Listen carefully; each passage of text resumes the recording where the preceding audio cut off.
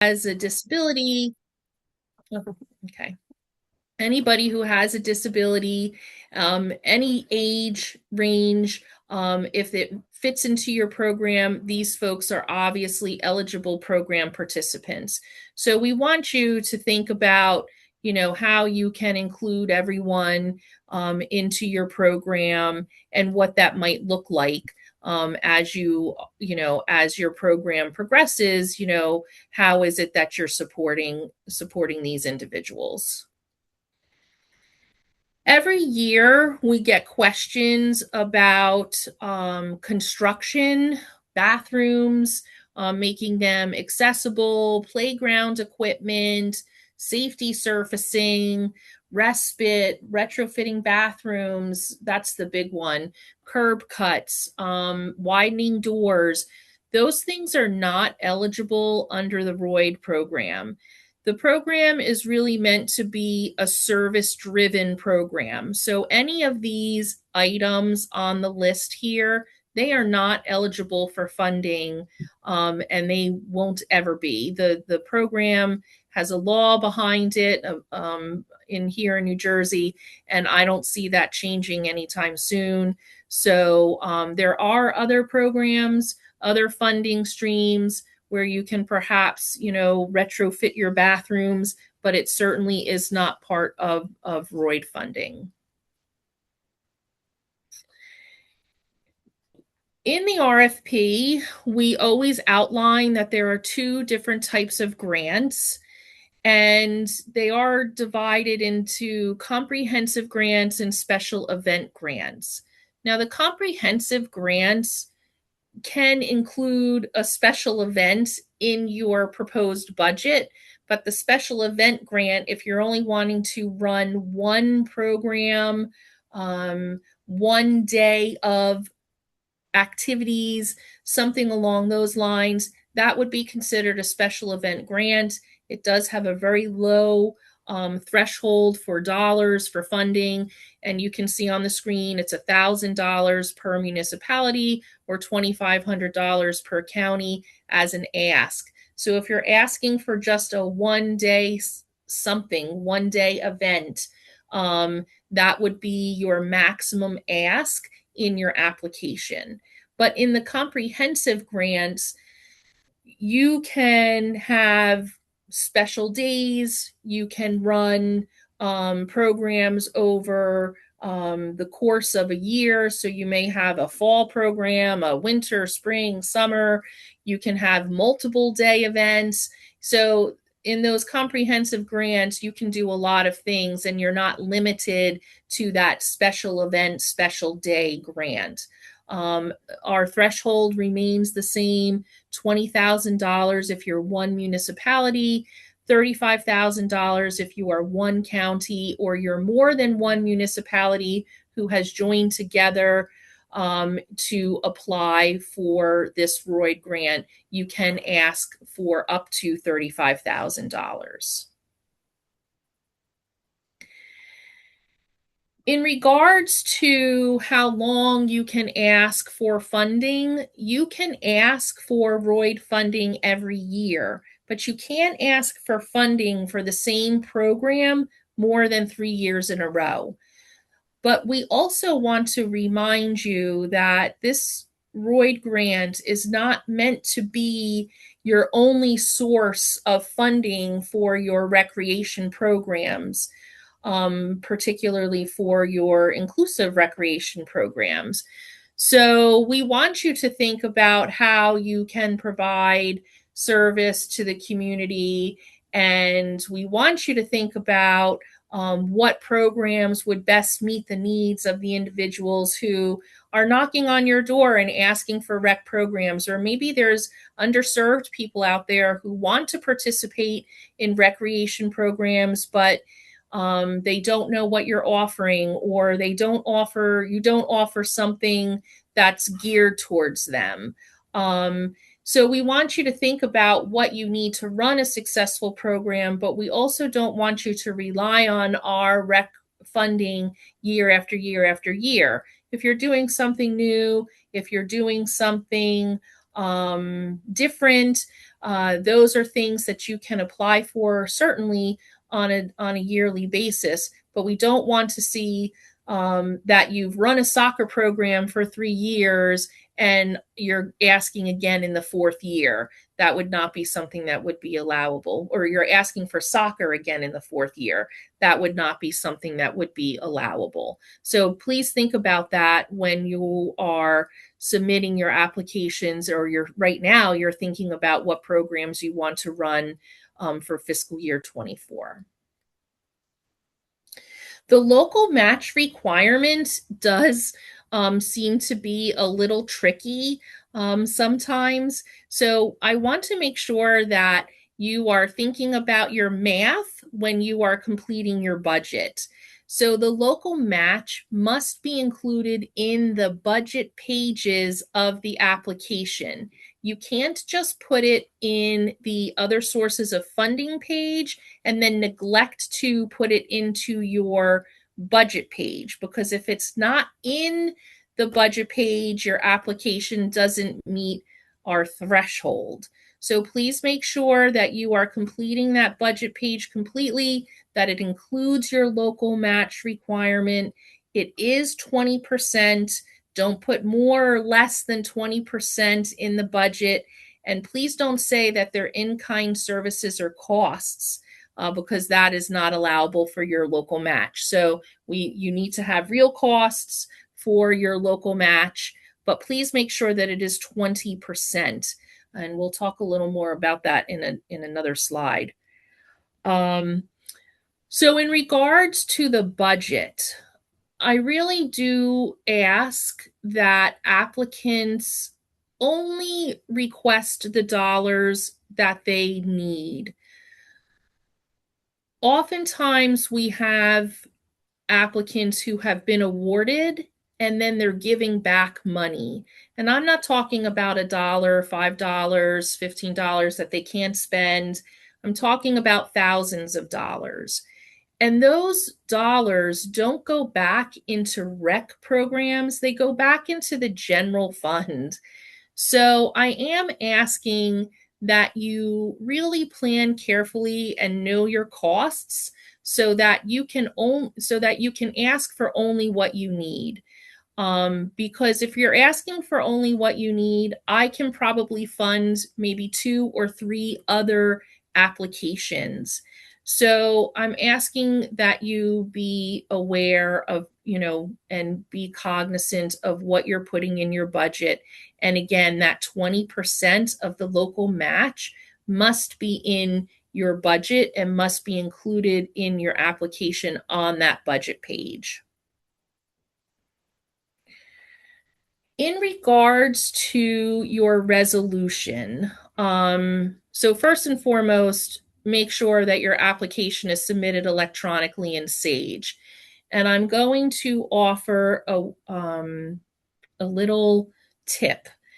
If your agency information update is expired or is about to expire, don't wait until the last day of application submission to submit that agency information update, because that's not an automatic approval. It comes here, my Sage administrator needs to review your submission, and then after he reviews it, it's approved, and then you can submit your application.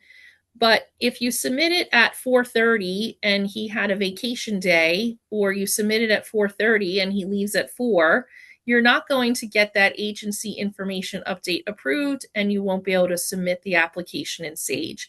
So I am asking that you be aware of when your agency information is due and make sure that it is current prior to you submitting your application. Resolutions are a requirement of your application. And I recognize that we don't always have enough time for our municipalities and counties to pass the resolution in the short time frame from when the RFP opens to the application deadline. So you can utilize a draft resolution, but if you are awarded a grant, you need to provide the signed and certified resolution. So just keep that in mind when you're completing the application. You know, if you're submitting a draft, send us the certified resolution while we're waiting for decisions to be made, so that we have it on file, and that when those decisions are made, I can automatically provide that resolution to our contracting office, and there's not another further holdup. So drafts are allowed for the resolution, but again, you will need to provide that signed resolution if you are awarded. For our threshold requirements, so when applications come in, I review them for the threshold requirements, and then I move the applications on, if you've met the threshold requirement, to the reading committee. So I'm not part of the reading committee. So I always tell everybody to make sure that when you're talking about, completing your application, that you're very clear, because people who are reading your applications may not be familiar with your programs. They may not be familiar with the type of services you provide. So, don't let it be a mystery. Complete that application as fully as you can. Explain it as concisely and clearly as you can, because once it passes through me to the reading committee, they're the ones who are using the scoring rubric for your applications. But in order to meet the threshold requirements, your application must be from a local government. The local matching funds are in the budget. And if the local match is not included in the budget, if it's more or less than 20%, your application is disqualified. If you don't have a draft or signed resolution, your application is disqualified. If your application is not complete, you're disqualified. And if you are using a third party to implement your program and that MOU is not uploaded to the certifications page, your application is disqualified. So please make sure that you meet these threshold requirements and that your application is complete before you hit that submit button. So this is where we really want to think about the programs that you want and are providing. And in order to be inclusive to the community, you should be thinking about, are there other services that we can provide? Are we doing the best we can to include everyone in our community in our recreation programs? If you have facilities, can you accommodate folks in those facilities? Are you continuing your programs because you've had good response, but you want, or maybe you want to try and get more participation? How are you getting the word out about your programs? Do you need more staffing because you had folks come in and your ratios got wonky, and then you had to quickly hire people? What kind of staffing do you need? What kind of supports are required in order to have a successful programming? Those are questions that are real important for you when you're crafting your programs. And of course, I think folks want to drum up excitement about the programs that they're offering, and what type of accommodations are needed to assist your program participants.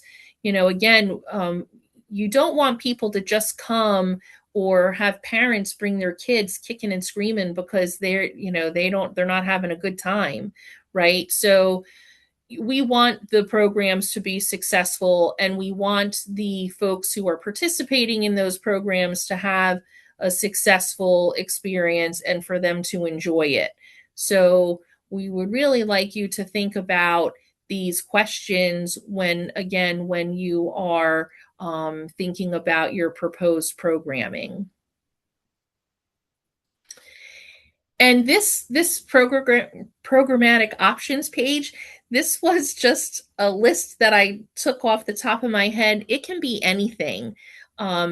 Music, music lessons, music, a community band. It could be, cooking and nutrition programs, bingo nights, sports, of course, that's always the obvious choice. But what sports? Any sports, bocce ball, tennis, pickleball, soccer, basketball, lacrosse. I mean, it could be anything. Your arts programming, community gardening, swimming lessons. This is not an all inclusive list, but these are a lot of the things that we see, or things that people ask me about. Is this an eligible option for programming? And the answer, of course, is yes. To support your proposed programming, though, you want to be able to kind of drill down a little and think about, what type of adaptive equipment is needed. Do you need a different type of ball, something that's, neon for low vision folks, something that makes noise for hearing impaired? What type of support staff are necessary to support folks who are coming in and participating in the program?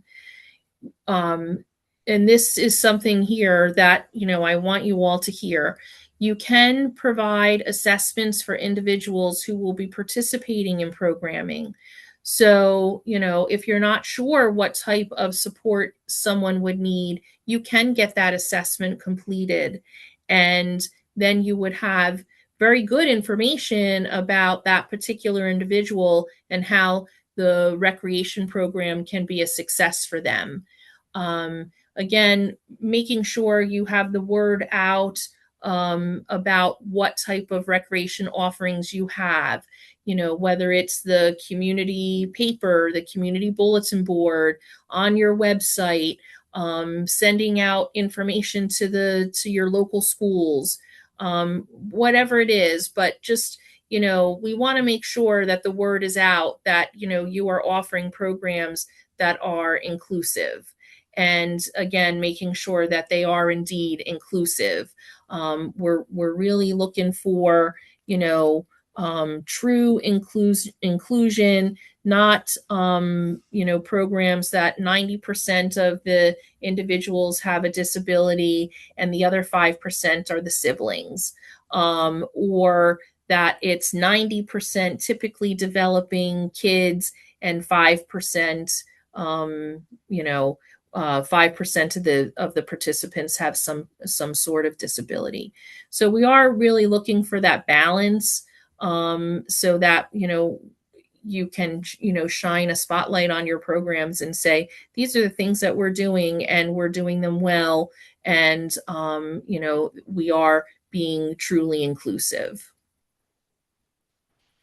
And here's just a little quote I found. Inclusion in recreation isn't just about opening the door, it's about making sure everyone feels welcome enough to step in, join the game, and truly belong. And that brings us to our question slides. I just want to put this up here real quick, and then I'm going to shut down the share screen so I can see you all, and we can have some questions. The slides will be shared, so you can get them in an email, I'm guessing. Wanda will send it out in an email, right? Yes, I'll be sending it out in an email. Perfect. Okay, so I'm going to go through the chat. Let's see. Let me go through until I get to a question. Can you And I did continue to stop sharing my screen, right? Oh, yeah. Okay. Yeah. Okay, well, here's a question. Can you continue to request the grant if you did not receive it? Or can you not submit 3 consecutive proposals? So you can submit 3 consecutive proposals, and I know our approval time has been abysmal. And I apologize to all of the folks out there who submitted FY26. We just got approval on the FY26 funding recommendations, and it's months and months later. So our approval time is really not great. Unfortunately, I don't control that. But yes, you can continue to submit um, applications, but I would just say that so if you were denied, then no, we wouldn't include that first application or second application as part of your 3 year in a row programming. But I would just say, you want to make sure that you are, I don't know, spicing it up for lack of a better word. Just think about, other programs that you can provide. And maybe, if you have a program that is truly sustainable, usually that's the sporting programs, think about maybe something else you want to do with your application so that, it truly is something different. Okay. Can a nonprofit organization apply? Example, Pop Warner, Challengers flag football team. No, the nonprofits can't apply unless you are partnering with um, a governmental entity. Okay. So the recreational department would have to apply on their behalf. Then we become the program provider. Right. So the governmental entity is the program provider. If you're partnering with a nonprofit, you must have that MOU in your application. If you don't have the MOU, your application's disqualified. But you, the governmental entity, are the program operator. So then you are then responsible for making sure that that nonprofit is submitting billing, but then you, the governmental entity, submits the billing to us. The nonprofit can't do that. Okay, and the last question is there a time frame for when fiscal year 26 applicants will be notified if they have been selected as a recipient? Yes, we're working on that now, working on moving the applications through. So then award letters and denial letters will come through. This, I will say, FY26 was our biggest year ever. We had over 70 applications, 70 towns and counties applying for rec. But of course, the dollar amount doesn't go up. So, we had $585,000 to distribute. So this year there were a number of agencies that did not receive funding, and those letters will be going out soon as well. Um, And I'm going to um, jump in, Wanda, while we're looking to see if anybody has any other questions to throw into the chat. Please do so now. So I just want to kind of give the question. We'll get to that question, Dennis, in 1 second. The reason we came up with this webinar, Jen and I were talking about ways that the ROID grant could be better utilized by these rec departments. And because one of the things they're seeing is, and with me, you can't pull the wool over my eyes, people. A lot of you are creating programs that are for people with disabilities and saying, but we welcome everyone. And we know that close to 100% of the people coming to those programs are people with disabilities, making it segregated, self-contained, whatever word you want to use, program. And that's not what the funding is there for. So let's talk about ideas that we can use, how to utilize this. And let's talk now so that you can be thinking for FY27 on now in your program planning. So Jen, what if a person wants to get one of those new ATVs that are out there that go on the trails that are a type of wheelchair all-terrain vehicle? Could some of the monies be used towards the purchase of one of those? Yeah, we have purchased adaptive equipment in the past.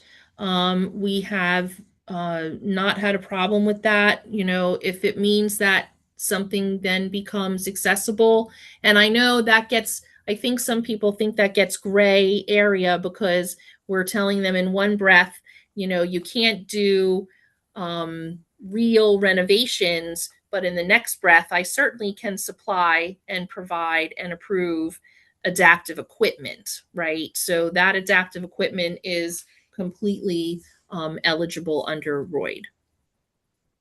Perfect. Great. Because I know more and more towns are developing trails in your towns, but what are you doing to make them inclusive?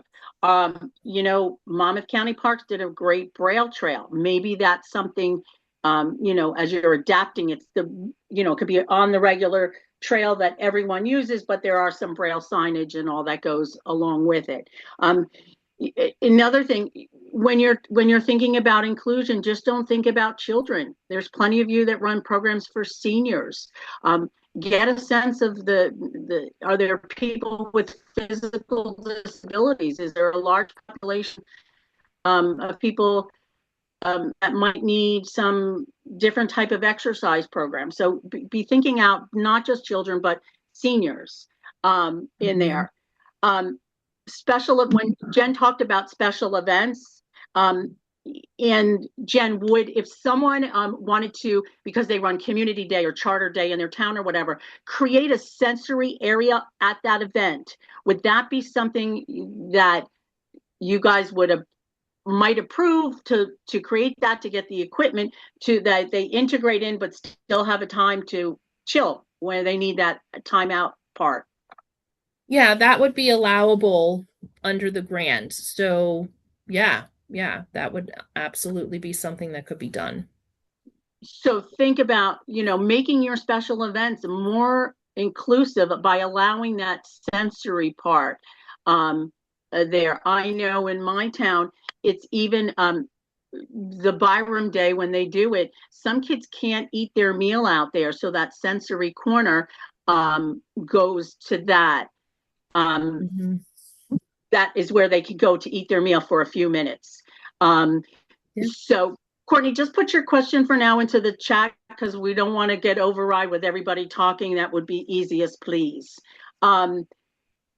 So, and then the other thing, Jen, you touched upon it, is one of the challenges we hear is that many of you don't have someone that is qualified to come do an assessment to give you those adaptations or modifications that are needed. That you can do an agreement. You can do an agreement with, and I'll just use one example. Children Specialized has a community therapeutic rec program. You would be doing, that would be, Children's can apply for it. You can apply for it. You could do an MOU to work with them to come in and do assessments, have that funding there for that. Your funding to hire the extra staff at your camp, or a hybrid camp where you might have a little group of people that together have a disability, but they're really a part of the full camp. They may come together for their own little time, but they do arts and crafts with other groups. They do the ropes course with other groups. So funding for that kind of staffing would be a possibility, right, Jen? Yeah, totally. And you know, the assessment piece I think is important. I think a lot of folks hadn't really been thinking about that. They're focused on, how many one-to-ones can I purchase, or, and maybe a one-to-one isn't what is needed, or maybe the equipment that you have isn't, you know, isn't going to quite work for the person that's coming in this year for your program. So those are things that really, are allowable, and we should really think about utilizing them because folks can give you better information, more accurate information. And then, of course, I think that allows for the individual who's going to, who will avail themselves of those services or that adaptive equipment. It will, provide them with a better experience. Great. And you can, I'll dovetail that is that, your camp, you may be seeing some people with challenging behaviors. And here's the spot to look at some funding towards hiring a behaviorist for your camp. That really helps in that program there. I'm looking at Caitlin Kehoe on here, that's her background. So think about bringing in a certified behavior person that might enhance your camp and deal with some of those challenging behaviors that you all come to us for when you're pulling at the end of the camp and you're pulling your hair out and it looks like my hair standing upright. So just kind of think about those. And then lastly, you talked about swim lessons. Okay, we can't create a self-contained swim lesson program for people with disabilities, but you could hire someone to come in and train your aquatic staff how to do adapted swim lesson instruction, and then get them trained so they can then go out and better do it. And I think that's one of the key pieces here, because we need so many kids on the spectrum go to water, high incidence of drowning, things like that. So how are we preparing our aquatic staff for that? And that might be a piece that you can think about doing. So with that said, my purpose wasn't just to keep talking, was to get your brains thinking, which is what I usually end up doing, and think of other ways to use this money in a way that it's there, the reason it's there for inclusion. Wanda, I'm going to give it back to you because I know you have some more questions there. It starts with Dennis. Dennis asked, is there a deadline for apps? So the FY27 RFP hasn't been released yet, but I'm hoping that it will be released in June. And so deadlines, I think I had projected it would be sometime in July or August.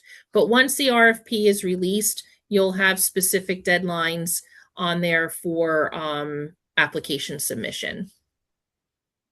Okay. Can funding be used to outreach to the schools and the community to increase participation in inclusive programs? Yes, rec funds can be used for marketing. You can use it for consumables. You can use it for all sorts of things, but yes, you can utilize it for marketing your programs. Okay, this one may have been answered already. Can we use it to add beach accessible pads and ramps? Yes, we have done that in the past, and that continues to be an allowable expense. Okay. What would be the process of having the rec department apply on a nonprofit's behalf? So the rec department again has to be the driver behind the application. So they have to apply and then clearly delineate in the application that they will be working with the nonprofit as their third-party provider. And that MOU would need to be inserted into the application on the certifications page. At the bottom of the certifications page, there's empty upload slots. But ultimately, the township or county is responsible for the grant. Okay, and I think okay. Along those same lines, would we be able to use the grant to bring in a training class through Children Specialized for camp staff? Yes, training staff is an allowable expense under the grant. So that would certainly be something that you could submit with your budget. And that's inclusion training is what it would really specifically be really focusing on, is how to include an individual with a disability within your camp or programs. Right. Okay, and one person asked, what is a fiscal year 27? Oh, wait a minute, let me find it again. What is a fiscal year 27, fiscal year 26 MOU? Okay, so FY27 RFP hasn't been released yet. FY26, those applications are pending grant status. But the MOU is a memorandum of understanding, and that would be needed if you, as an applicant, a town or county, are utilizing a nonprofit to provide some of your services. So you would need to have an MOU in place for the application and submit it with your application. And do you know when fiscal year application might open? Not at this time. Once the RFP is approved, I'll have a date where the application will be open in Sage. And that's all we have for right now. Does anyone have any other questions? Please add them to the chat. I really hope this session got you thinking about ways to start utilizing the monies in different ways. And hopefully we have some South Jersey people there, because from what I understand, a lot of the southern counties aren't applying, peeps. So think about that. We've also talked about from an assessment in helping with inclusion within your towns. I've been talking with Denise Lanza about this. How can we maybe partner with the counties to be that, the county be the center point in hiring that staff person who does the assessments for you, and then filtering it out into the municipalities. The counties do have the option for a little bit more money than a municipality. So how can we form maybe that kind of model within New Jersey on that? So I think there's plenty of opportunities, but just remember, everything you offer is inclusive. You don't offer inclusion soccer. You offer soccer, and everyone is welcome. And that creating a program and hoping to invite people who don't have disabilities to them, don't have disabilities to the program, historically and in my years of practice have shown that you primarily get people with disabilities, and it becomes a self-contained program. I agree. I absolutely agree with that. Yeah. So I know we can do better here, and there's such a need for these services within our industry itself. Jen is very approachable and reachable. She gave her contact information. Jen, if you want to, can you throw it in the chat right now? Can you, again? Of course. She'll throw her email and stuff in the chat one time for you, so that reach out if you're not sure. If you have questions, I'll throw mine in too. I'm not an expert on the grant by any means, but I'm trying to work with Jen to better promote people, how we service people with disabilities, and I'm happy to brainstorm with you on ideas. And again, think beyond children. Think about our elderly. Think about our seniors. Think about how we can better serve our kids or adults even today with swim lessons. That's a big mission of NJRPA in getting everyone being able to swim and reduce our drowning. I know the sky's the limit, and we can do a lot more out there. Okay, so before we conclude, I just want to remind everyone about 2 upcoming seminars. If you haven't registered for them yet, you might be interested. On May 13th, we have one on lessons from Uber and OpenAI, and that's May 13th from 2 to 3:30. And the next one is on June 3rd, Inclusive Play Matters, which is from 10 to 12. So you can register for that online if you're interested. We've gotten a lot of interest in those, so please do. And unless anyone has any other questions, I think that will conclude our program for today. So Jen, thank you so much for spending your time with us and preparing this program for us. I think it was very informative, and hopefully you'll be getting a lot of applications soon. I hope so. Thank you for having me today. Thank you very much. Thanks, everyone. Have a great day. Enjoy the weather.